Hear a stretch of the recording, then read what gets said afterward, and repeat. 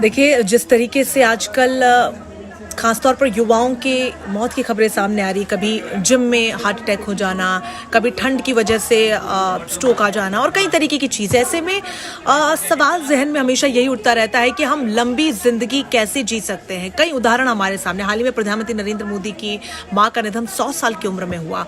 इसके अलावा लता मंगेशकर, मोरारजी देसाई, ऐसे कई नाम हैं जिन्होंने अच्छी खासी लंबी उम्र एक व्यस्त जिंदगी के साथ भी जी है।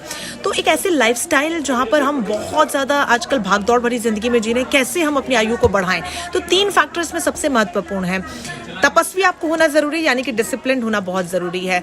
अपने मूल्यों के प्रति आपको प्रतिबद्ध होना जरूरी है, यानी कि मेंटल पीस आपकी जिंदगी में होना जरूरी है।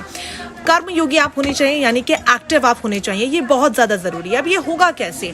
इसके लिए कहा जाता है कि आपकी डाइट को बैलेंस आपको रखना चाहिए। और अगर आप ये 25 से 30 साल की उम्र में करना शुरू कर देते हैं तो 10 साल आपकी आयु बढ़ जाती है। और अगर आप 30 साल के बाद इसे शुरू करते हैं तो 6 से 7 साल आयु आपकी बढ़ेगी, ये एक्सपर्ट्स का कहना है। इसके अलावा एक्सपर्ट्स ये भी कहते हैं कि एक बैलेंस डाइट को मेंटेन रखने के लिए आपको ज्यादा कार्ब्स लेने हैं, कम प्रोटीन लेना है और फास्टिंग भी करनी है। देखिए, प्रोटीन को लेकर बहुत मिथ है, खासतौर पर जो लोग फिटनेस में हैं, लेकिन ये एक्सपर्ट्स बताते हैं और अलग अलग देशों के एक्सपर्ट्स की कम प्रोटीन लेना है, ज्यादा कार्ब्स लेने हैं और फास्टिंग करना है। और हाँ, मेंटल पीस आपके फिजिकल हेल्थ के लिए सबसे इंपॉर्टेंट है।